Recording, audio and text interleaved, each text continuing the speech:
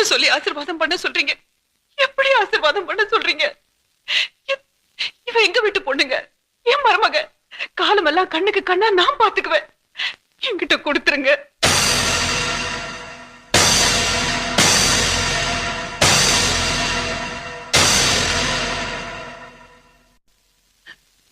எடுத்துக்கங்க, கூட்டிட்டு போங்க. யார் வேண்டாம்னு சொன்னது?